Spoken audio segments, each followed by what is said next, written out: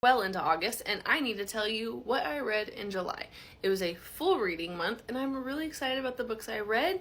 I realized there's something I love in the books that I did read this month, so let's get into it. I read 9 books, and I think the average of them all was like about 3 stars. So nothing like groundbreaking or earth-shattering, but like some good books. A lot of spice this month. I don't know what was happening, but a lot of spice. I don't think these are in order in which I read them, but we're just gonna go down the list that I made. The first was Summer Romance. I think that this was a great book. I loved that the main character was a professional organizer. I think that was such a fun thing. So really fun book. I rated that 4 stars. Definitely check it out. It was a quick, easy read, sweet romance. Overall, I just liked it. The next one on my list is The Last Mrs. Parrish. This is the one that Jesse and I listened to on our trip. I definitely guessed the plot of it all, which I never do. That's not something that I'm like really good at, but I guessed it and it just felt rushed at the end. I know that this author, I can't remember her name right now, but I know this author is really highly compared to Frida McFadden, like the housemaid books. I can see that, and I think maybe I've read a few of those books, so that's maybe how I guessed. I definitely won't be carrying on in the series. Like, it just didn't I didn't care enough. So, good book, 2 stars, fine. How to End a Love Story. I read this one on vacation. This one was very spicy. In some places, like, unnecessarily so. It didn't need to be that way, but it was a really sweet love story, minus the spice.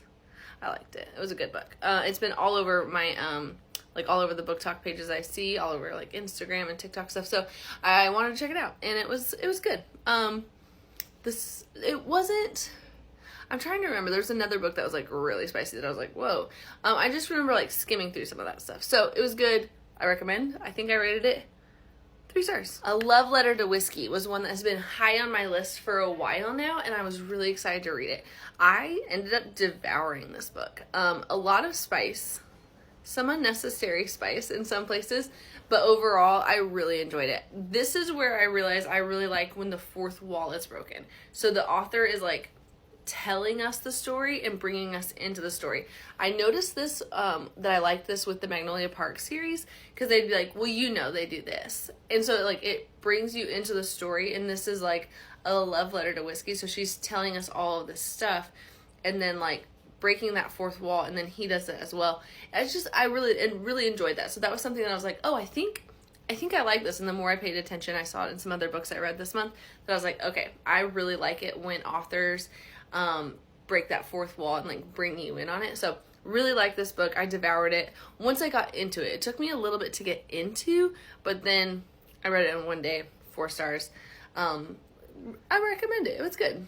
Next up was The Summer Pact. This one is a Emily Giffin book.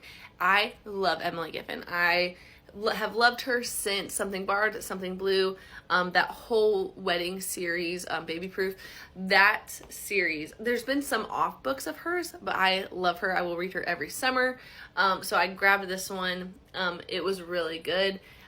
There is some like trigger warnings in the beginning of the book, and I just really loved growing with the characters. I thought that was a really sweet time. So highly recommend. I think I rated that 4.5 stars. 3.5 stars. Let's give it 4 stars.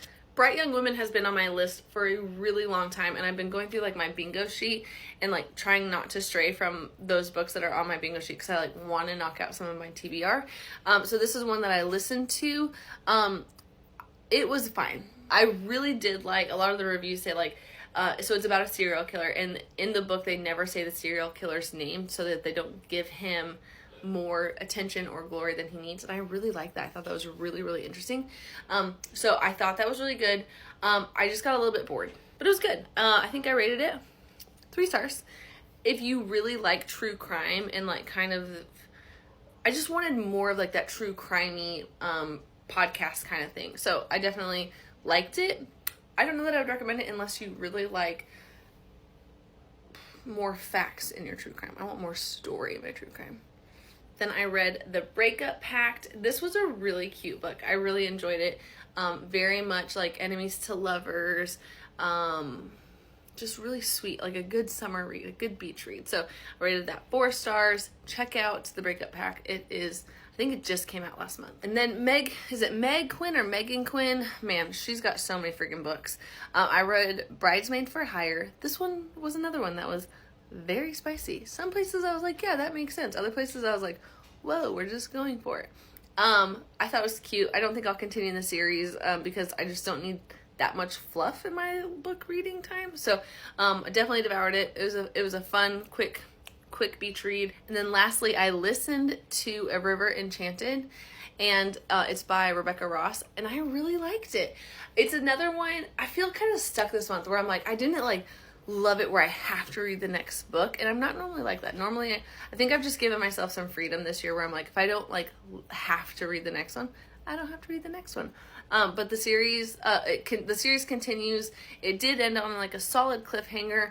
I just didn't feel the need to like rush out and buy the second book yet. So River Enchanted, I really, really loved Divine Rivals by the same author. And so I was really excited about this book. It just felt like a really long setup for the next book. And so that's what I was like, I just don't know if I want to like dive into the next book yet. So that is River Enchanted. I rated that 3 stars. It was good. All of these books were good. I didn't read a terrible book. So that was fun. The spice in River Enchanted was Fade to Black, which I really appreciated, especially after reading some of these like spicier novels this month. Again, I think I learned this month that I love when the author breaks that 3rd wall. Is it the 4th wall? I really like when they do that. When they like bring you in on it, like you're in on it with them. I really enjoy that. So those are the 9 books I read this month. I think it was a great reading month. So I'd love to know, have you read any of these? Do you agree with my ratings? Do you disagree with my ratings? Are some of these books your very favorite books? I would love to know, especially when it comes to The Last Mrs. Parrish. I know that a lot of people say like she is better than Freida McFadden, so I'd love to know your thoughts on that. But if I were to read another one of these type books, I would probably go Freida McFadden over this author, which I don't have the picture in front of me, so I can't remember her name. I'm really sorry. My July reading review. I hope you have a beautiful day.